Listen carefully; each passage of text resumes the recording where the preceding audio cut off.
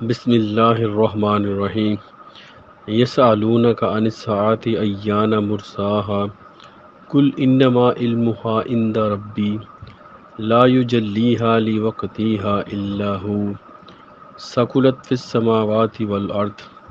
لا تأتیکم الا بغتة یسألونک کأنک حفی عنها قل انما علمها عند اللہ ولکن اکثر الناس لا یعلمون۔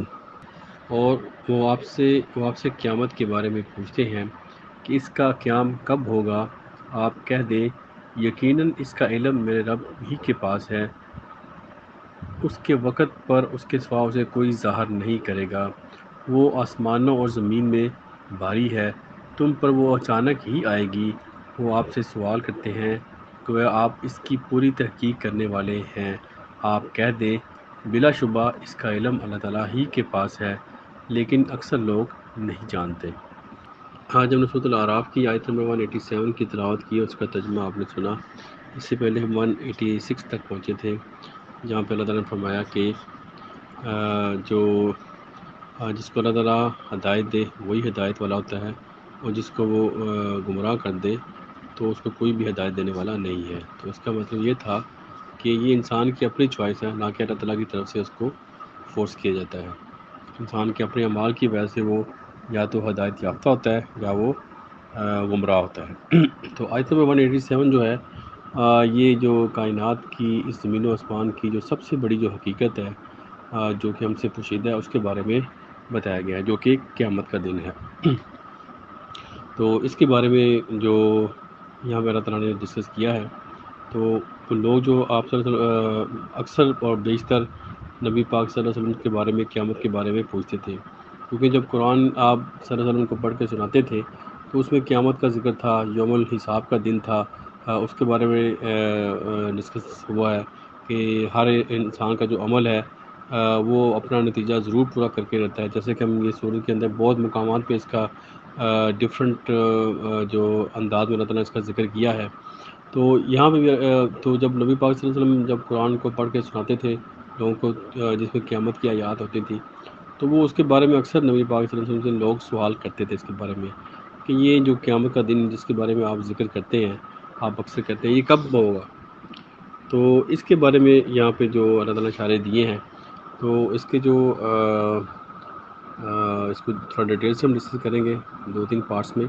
اور وہ آپ سے قیامت کے بارے میں پوچھتے ہیں کہ اس کا قیام کب ہوگا، تو آپ کہہ دیں یقیناً اس کا علم میرے رب کے ہی پاس ہے۔ تو سب سے پہلی جو اس کی سب سے بڑی جو حقیقت ہے وہ یہ ہے کہ اس کا علم اللہ کے سوا کسی کو بھی نہیں دیا گیا، جیسا کہ یہاں پر اس آیت کے اندر صاف الفاظ میں کہا جا رہا ہے کہ آپ ان سب لوگوں کو کہہ دیں، یعنی کہ جو اس وقت جو موجود تھے، وہ قیامت تک سے پہلے جو لوگ آئیں گے سب کے بارے میں سب کو یہ انفارم کر دیں کہ جو قیامت کا علم ہے اس کے بارے میں کسی کے پاس کوئی علم نہیں ہے۔ اور یعنی کہ کوئی بندہ یہ دعویٰ نہیں کر سکتا کہ یہ تاریخ ہوگی، یہ دن ہوگا، اور اب تب یہ قیامت آئے گی، کون سا سال ہوگا، کون سا ایئر ہوگا، کسی کو کچھ اس کے بارے میں نہیں پتہ۔ اس کی جو نشانیاں ہیں وہ قرآن مجید میں بھی ہیں، جو بیان کی گئی ہیں کہ جو ان کے جو آثار ہیں، اور جو نبی پاک صلی اللہ علیہ وسلم کی حدیثوں میں بھی اس کے بارے میں جو بتایا گیا ہے کہ وہ اس کی کیا نشانیاں ہوں گی، کہ وہ اس کو ہم سارا مطالعہ کریں تو ہمیں سمجھ آ سکتی ہے کہ ابھی وہ نشانیاں ظاہر ہوئی یا نہیں ہوئی۔ کچھ نشانیاں تو ظاہر ہو گئی ہیں، کچھ ابھی ظاہر ہونی ہیں، تو لیکن پھر بھی ہم اس کے بارے میں یقینی طور پر نہیں کہہ سکتے کہ وہ کون سا دن ہوگا۔ تو یہاں پہ صاف الفاظ میں اللہ تعالیٰ کی طرف سے کہہ دیا گیا ہے کہ آپ کہہ دیں، یعنی کہ سب کو کہہ دیں یقیناً اس کا علم میرے رب ہی کے پاس ہے، اس کے وقت پر اس کے سوا سے کوئی ظاہر نہیں کرے گا۔ تو یہ اس کا جو وقت ہے جو کہ ایک مقررہ وقت ہے، اس کے اوپر اللہ تعالیٰ ہی اس کو ظاہر کریں گے، اس کا جو ظہور ہوگا وہ اللہ تعالیٰ اس کو ظاہر کر دیں گے۔ وہ آسمان اور زمین پر باری ہے، لیکن یہ جو اس کی حقیقت بیان کی گئی ہے کہ یہ جو قیامت کا دن ہے، یہ زمین و آسمان پر سب سے سخت دن ہوگا، یعنی اس سے سخت دن اور کوئی نہیں ہو سکتا جو کہ یہ دن ہوگا۔ جیسے کہ ہم نے یہ آپ کہنے کا آواز ایک آواز سے سٹارٹ ہوگا، ایک ساؤنڈ سے ایک قیامت کا دن جو سٹارٹ ہوگا، اور یہ جو ساؤنڈ جو یہ آواز ہے، یہ اس کی جو شدت میں اضافہ ہوتا جائے گا، اتنی شدید ہوگی کہ آپ کہہ رہے ہیں کہ لوگ بے ہوش ہو جائیں گے، لوگوں کی برداشت سے باہر ہو جائے گی آواز میں، یہ اس کی شدت ہوگی۔ لیکن جو اللہ تعالیٰ کے نیک بندے ہوں گے، اللہ تعالیٰ ان کو اس سختی سے بچائے گا۔ لیکن جو قیامت ہے، یہ جو بدترین لوگوں پر آئے گی، ان کے لوگ عام اپنی جو نارمل زندگی گزار رہے ہوں گے، تو اچانک اس کا جو قیامت کا ظہور ہو جائے گا۔ یعنی کہ حدیثوں میں آتا ہے کہ دو شخص جو کپڑا سیل کر رہے ہوں گے، اس میں وہ کپڑے کو ناپ رہے ہوں گے، تو اوپر سے قیامت کا دن آ جائے گا۔ یعنی کہ اس طرح لوگ اپنے کاموں میں مشغول ہوں گے کہ قیامت کا دن جو ہے وہ ظاہر ہو جائے گا، اور اس کی جو سختی ہے وہ پھیل رہی ہوگی۔ سورۃ الدہر میں بھی فرمایا گیا ہے کہ اس دن سے اللہ تعالیٰ جو اللہ کے نیک بندے، اللہ تعالیٰ ان کو اس دن کی سختی سے بچائے گا جس دن کی سختی پھیل رہی ہوگی۔ یعنی کہ جو اس میں سختیاں ہوں گی، جو پریشانیاں ہوں گی، وہ اس میں اضافہ ہی ہوگا، اس میں کمی نہیں ہوگی۔ تو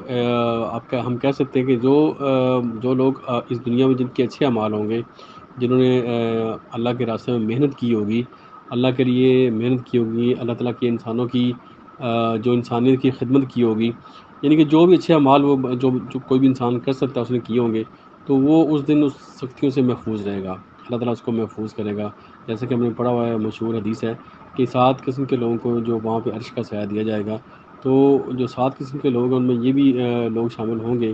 جو کہ آپس میں جن کی دوستی اللہ تعالیٰ کی خاطر ہوگی، ایسا نوجوان جس کا جو مسجد میں دل لگتا ہوگا، یعنی اس طرح کو 7 قسم کے لوگ ہیں جن کو اللہ تعالیٰ اس دن اپنے عرش کا سایہ دے گا۔ تو اس سے یہ ہمیں سمجھ آتی ہے کہ جو نیک لوگ ہوں گے، جو مومنین ہوں گے، انبیاء کرام ہیں، اولیاء کرام ہیں، صحابہ کرام ہیں، جو بھی نیک انسان ہیں، شہداء ہیں، ان سب کو اللہ تعالیٰ اس دن سختیوں سے بچائے گا۔ اور جو سختی جو ہوگی، وہ دوسرے جو منکر ہیں، جنہوں نے اللہ تعالیٰ کی آیات کا انکار کیا ہوگا اور نافرمانی کی زندگی گزاری ہوگی، ان کے لیے وہ دن سخت ہوگا، تو اس کی سختی پھیل رہی ہوگی، اور یہ بالکل اچانک آئے گا۔ یہ حدیثوں سے ہمیں ملتا ہے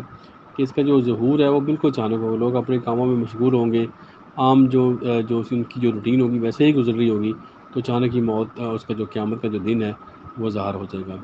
تو اس کی جو بہت سی نشانیاں ڈیٹیل میں حدیثوں میں ذکر کی گئی ہیں، وہ کافی لمبا ٹاپک ہے، لیکن اب جو یہاں پہ جو ہمارے لیے جو سائٹ میں جو نشانی ہے، جو ہمارے لیے جو سبق ہے کہ اصل جو چیز ہے، اس کے جو ٹائم کا جو ظاہر ہونا ہے، وہ اتنا امپورٹنٹ نہیں ہے جتنا کہ اس کی تیاری کرنا امپورٹنٹ ہے۔ تو انشاءاللہ اس کا جو دوسرا پارٹ ہے، دوسرا حصہ ہم کل اس کا پڑھیں گے اور سمجھنے کی کوشش کریں گے کہ اللہ تعالیٰ نے اس آیت میں ہمارے لیے کیا پیغام دیا ہے۔ اللہ تعالیٰ ہم سب کو عمل کی توفیق دے، اور دعا ہے کہ پوری دنیا میں جہاں جہاں کوئی بھی انسان پریشان ہے، اللہ تعالیٰ ان کو اس پریشانی سے دور فرمائے، اور جو بیمار ہیں اللہ تعالیٰ ان کو شفا دے، اور جو فوت ہو چکے ہیں اللہ تعالیٰ ان کی مغفرت کرے۔ آمین۔ صدق اللہ العظیم۔ جزاک اللہ خیر۔